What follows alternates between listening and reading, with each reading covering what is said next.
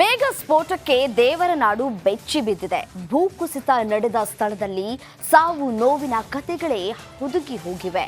Oval ಮಲ ಪ್ರದೇಶ ಹೇಳ ಹೆಸರಿಲ್ಲದಂತೆ ನಾಶ ಆಗಿದೆ.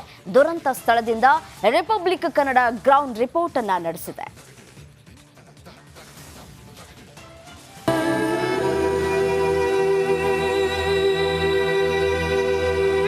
ನನ್ನ ಹಿಂಬದಿಯಲ್ಲಿರುವಂತಹ ಬೆಟ್ಟ ಏನಿದೆ ಓವಲ್ ಮಲ ಅನ್ನುವ ಬೆಟ್ಟ.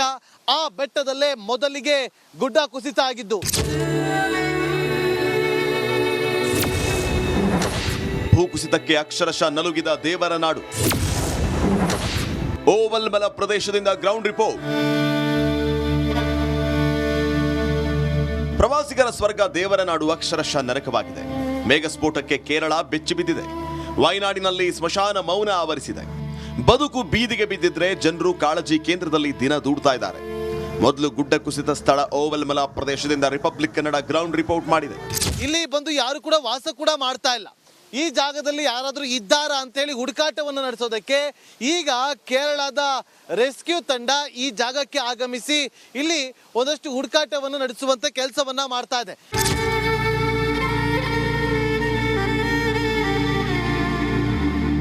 ಗುಡ್ಡ ಕುಸಿತದ ಎಫೆಕ್ಟ್ ಹೇಗಿತ್ತು ಅಂದ್ರೆ ಓವಲ್ ಮಲ ಪ್ರದೇಶದ ಬುಡದಲ್ಲಿದ್ದ ಪುಂಜಾರಿಮಟ್ಟಂ ಎಂಬ ಹಳ್ಳಿ ಸರ್ವನಾಶವಾಗಿದೆ. ಅವತ್ತು ಏಕಾಏಕಿ ಗುಡ್ಡ ಕುಸಿತ ಆದಂತ ಸಂದರ್ಭದಲ್ಲಿ ಇಡೀ ಪುಂಜಾರಿಮಟ್ಟಂ ಅನ್ನುವ ಪ್ರೈವೇಟ್ ವಿಲೇಜ್ ಸರ್ವನಾಶ ಆಗಿದೆ. ಕೇವಲ ಅದೊಂದೇ ವಿಲೇಜ್ ಅಲ್ಲ, ಮುಂಡಕ್ಕೆ ಎನ್ನುವ ವಿಲೇಜ್ ಕೂಡ ಸರ್ವನಾಶ ಆಗಿದೆ. ಅದರ ಭಾಗದಲ್ಲಿ ಕೆಳಗಡೆ ಇರುವಂತಹ ಚೂರನ್ಮಲ ಅನ್ನುವ ಜಾಗವೂ ಕೂಡ ಸರ್ವನಾಶ ಆಗಿದೆ. ಅಟ್ಟಮಲ ಗ್ರಾಮದಲ್ಲಿ ಕಂಡು ಕೇಳರಿಯದಂತಹ ಕಣ್ಣೀರ ಕಹಾನಿಗಳೇ ಇದೆ. ಗುಡ್ಡ ಕುಸಿತ ನಡೆದ ಸ್ಥಳಗಳು ನೋವಿನ ಕಥೆಗಳ ಆಗರವಾಗಿದೆ.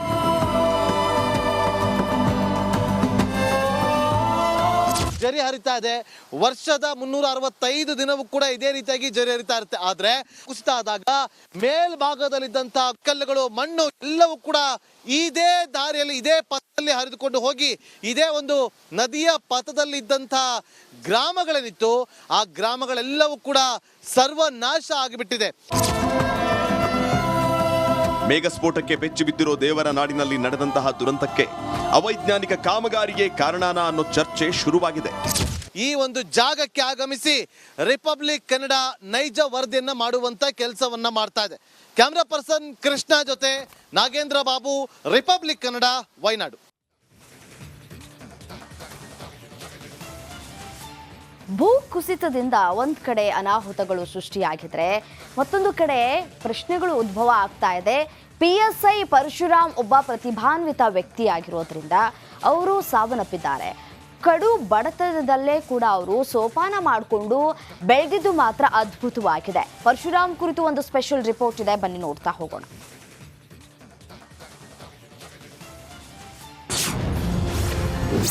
ಸಾವಿಗೀಡಾದ PSI ಪರಶುರಾಮ್ ಪ್ರತಿಭಾವಂತ. ಕಡುಬಡತನದಲ್ಲಿ ಬೆಳೆದು 8 ಸರ್ಕಾರಿ ಕೆಲಸಕ್ಕೆ ಆಯ್ಕೆ. ಕೂಲಿ ಕಾರ್ಮಿಕ ಟು ಪರಶುರಾಮ್ PSI ಜರ್ನಿ. ಯಾದಗಿರಿಯಲ್ಲಿ ಕೆಲಸ ನಿರ್ವಹಿಸುತ್ತಿದ್ದ ವೇಳೆ ಹೃದಯಾಘಾತದಿಂದ ಮೃತಪಟ್ಟಿದ್ದಾರೆ ಎಂಬುದು ಒಂದು ವಾದ. ಇನ್ನೊಂದು ವಾದ ವರ್ಗಾವಣೆಯಲ್ಲಿನ ಭ್ರಷ್ಟಾಚಾರಕ್ಕೆ ಸಾವಿಗೀಡಾಗಿದ್ದಾರೆ ಎನ್ನೋದು. ಅದೇನೇ ಇರಲಿ, ಕಡುಬಡತನದಲ್ಲಿ ಹುಟ್ಟಿದ್ದ ಪರಶುರಾಮ್ PSI ಆಗಿದ್ದೇ ಒಂದು ರೋಚಕ ಕಥೆ. ಬುದ್ಧಿವಂತಿಕೆ ಮತ್ತು ಕಠಿಣ ಪರಿಶ್ರಮದಿಂದ ಸರ್ಕಾರಿ ನೌಕರಿ ಪಡೆಯುವುದು ಎಷ್ಟು ಸರಳ ಎನ್ನುವುದನ್ನ ಸಾಧಿಸಿ ತೋರಿಸಿದ್ರು. ಪರಶುರಾಮ್ ಒಬ್ಬ ಪ್ರತಿಭಾವಂತ ವ್ಯಕ್ತಿ. ಕಡು ಬಡತನದಲ್ಲೇ ಜೀವನ ಕಟ್ಟಿಕೊಂಡ ಯುವಕ. ಕೊಪ್ಪಳ ಜಿಲ್ಲೆಯ ಕಾರಟಗಿ ತಾಲೂಕಿನ ಸೋಮನಾಳ ಗ್ರಾಮದ ನಿವಾಸಿಯಾಗಿದ್ದ ಮೃತ PSI ಪರಶುರಾಮ್ ಒಂದಲ್ಲ ಎರಡಲ್ಲ 8 ಸರ್ಕಾರಿ ನೌಕರಿಗೆ ಆಯ್ಕೆಯಾಗುವ ಮೂಲಕ ಅನೇಕರಿಗೆ ಮಾದರಿಯಾಗಿದ್ರು. ಆದ್ರೆ PSI ಆಗಬೇಕು ಎಂದು ಕನಸು ಕಂಡಿದ್ದ ಅವರು ಕೊನೆಗೂ 2017ರಲ್ಲಿ PSI ಆಗಿ ಆಯ್ಕೆಯಾಗಿದ್ರು. ಬೆಂಗಳೂರಿನಲ್ಲಿ ಕೂಲಿ ಕಾರ್ಮಿಕನಾಗಿ ಕೆಲಸ.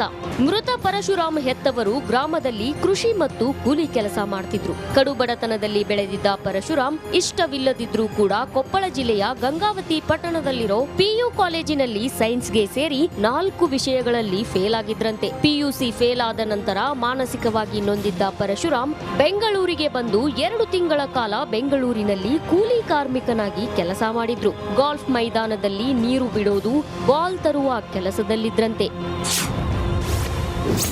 ವಿಜ್ಞಾನ ವಿಭಾಗದಿಂದ ಕಲಾ ವಿಭಾಗದಲ್ಲಿ ತೇರ್ಗಡೆ. ಆದ್ರೆ ತಾನು ಉನ್ನತ ಹುದ್ದೆ ಪಡೆಯಬೇಕೆಂದು ತಿಳಿದು ಮರಳಿ ಗ್ರಾಮಕ್ಕೆ ಬಂದಿದ್ದ ಪರಶುರಾಮ್ ವಿಜ್ಞಾನ ವಿಭಾಗದಿಂದ ಕಲಾ ವಿಭಾಗಕ್ಕೆ ಸೇರಿದ್ರಂತೆ. ಕಲಾ ವಿಭಾಗದಲ್ಲಿ ಪ್ರಥಮ ದರ್ಜೆಯಲ್ಲಿ ಪಾಸಾಗಿದ್ದ ಪರಶುರಾಮ್ ನಂತರ ಧಾರವಾಡ ಕೆಸಿಡಿ ಕಾಲೇಜಿನಲ್ಲಿ ಡಿಗ್ರಿ ಓದಿ ಪದವಿ ಓದುತ್ತಿದ್ದಾಗಲೇ ಅನೇಕ ಸ್ಪರ್ಧಾತ್ಮಕ ಪರೀಕ್ಷೆಗೆ ತಯಾರಿ ಮಾಡಿಕೊಂಡಿದ್ರಂತೆ. ಡಿಗ್ರಿ ಮುಗಿಯುತ್ತಲೇ ಜೈಲು ವಾರ್ಡನ್ ಆಗಿ ಸರ್ಕಾರಿ ನೌಕರಿ ಪಡೆದ್ರಂತೆ.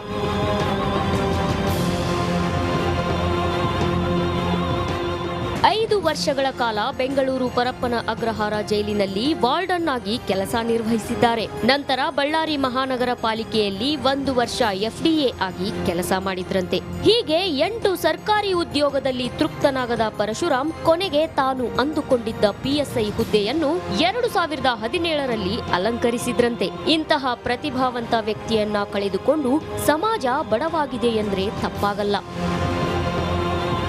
Bureau report, republic Kannada. Pattanagere shed ಗುತ್ತಿಗೆದಾರನ ಹೇಳಿಕೆ ದಾಖಲು. ಸಾಕ್ಷಿ ನಂಬರ್ 5, ಚಿತ್ರದುರ್ಗದಿಂದ ಕಿಡ್ನಾಪ್ ಮಾಡಿದ್ದ ಕಾರು. ಸಾಕ್ಷಿ ನಂಬರ್ 6, ರೇಣುಕಾ ಮೇಲೆ ಹಲ್ಲೆ ಮಾಡಿದ್ದವರು ಕಳುಹಿಸಿದ್ದ ಫೋಟೋ.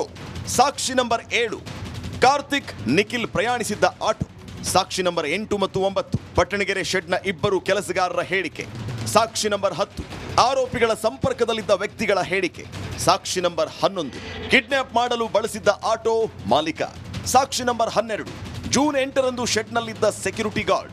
ಸಾಕ್ಷಿ ನಂಬರ್ 13, 14 ಹಾಗೂ 15, ಸ್ಟೋನಿ ಬ್ರೂಕ್ಸ್ನಲ್ಲಿ ಕೆಲಸ ಮಾಡುತ್ತಿರುವ 3. ಸಾಕ್ಷಿ ನಂಬರ್ 16, ದರ್ಶನ್ ಬಳಸುತ್ತಿದ್ದ ಸಿಮ್ ಕಾರ್ಡ್ ಮಾಲೀಕ.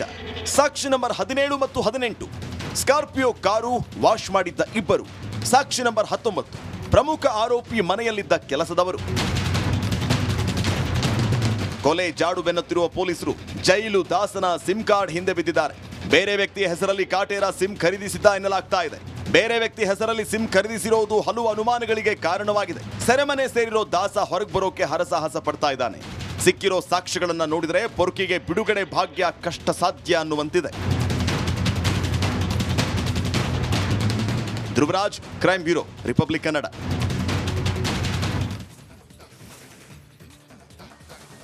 ರೇಣುಕಾಸ್ವಾಮಿ ಕೊಲೆಯಾಗಿ 2 ತಿಂಗಳಾದರೂ ಕಾಮಾಕ್ಷಿಪಾಳ್ಯ ಪೊಲೀಸರು ಮಾತ್ರ ತನಿಖೆಯನ್ನ ನಿಲ್ಲಿಸಿಲ್ಲ.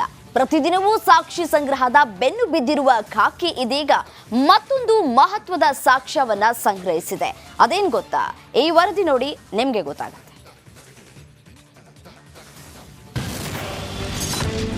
ದರ್ಶನ್ ಪವಿತ್ರಾಗೆ ಮತ್ತೊಂದು ದಾಖಲೆ ಕಂಟಕ.